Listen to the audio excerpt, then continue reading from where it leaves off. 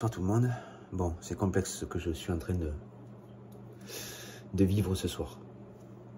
Donc, ce qu'il faut bien comprendre, je suis dans le genre, à l'heure d'aujourd'hui, à être connecté au passé. Pourquoi? Parce que le passé laisse des traces dans le présent. D'accord?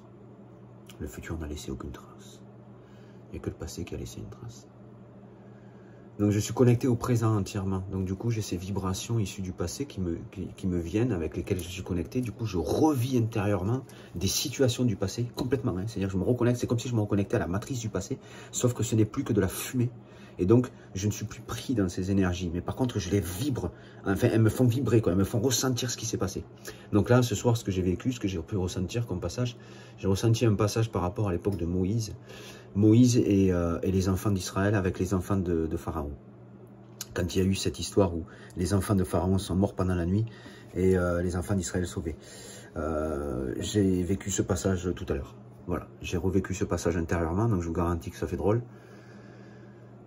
Plein de trucs qui se sont synchronisés. Vous savez, c'est un petit peu comme quand on a un œil de recul sur notre passé. Quand on a un œil de recul sur notre passé, on peut bien le comprendre.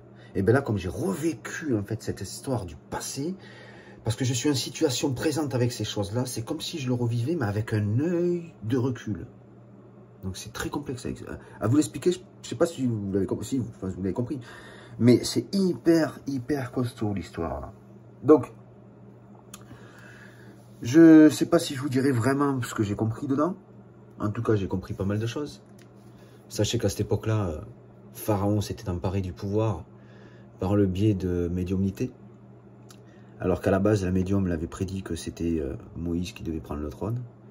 Mais notre cher Ramsès n'a pas voulu. D'accord? Donc il y a eu ce qu'on appelle un abus de pouvoir.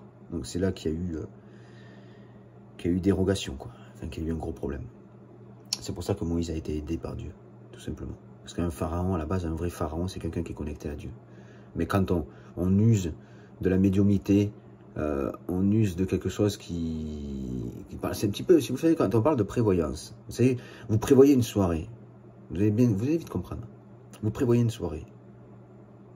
Et quelqu'un arrive et il vous gâche la soirée. Et vous allez remettre la faute sur celui qui a gâché la soirée. Pourquoi? Ben, il a gâché ce que vous aviez prévu. Vous allez voir, vous allez vite comprendre.